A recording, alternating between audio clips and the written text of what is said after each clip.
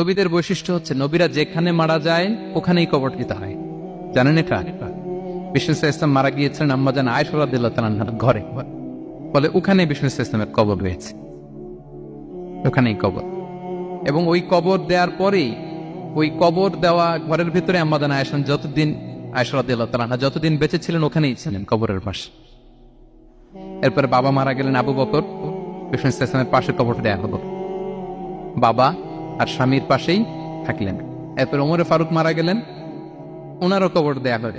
কিন্তু এখন তো আর বাবা আর স্বামীর সাথে পর্দা নেই, ওমরে ফারুকের সাথে তো পর্দা আছে। তো তখন তিনি ঘরটা হয়ে গেছে ছোট, 3টা কবরে অনেক জায়গা স্পেস নিয়ে গেছে। এখন অল্প একটু জায়গা পর্দা টাঙিয়ে দিলেন ওমরে ফারুকের সাথে পর্দা হিসেবে, ছোট্ট একটা জায়গায় যতদিন বেঁচে ছিলেন ওখানটাতেই ছিলেন। ওমরে ফারুক যখন আমিরুল মুমিনিন খলিফা, তখন ছেলে আব্দুল্লাহকে পাঠিয়েছিলেন যে যাও একটা অনুমতি আগে থেকে নিয়ে রাখো আম্মাজান আয়েশার কাছ থেকে, যেহেতু ঘরটা ওনার,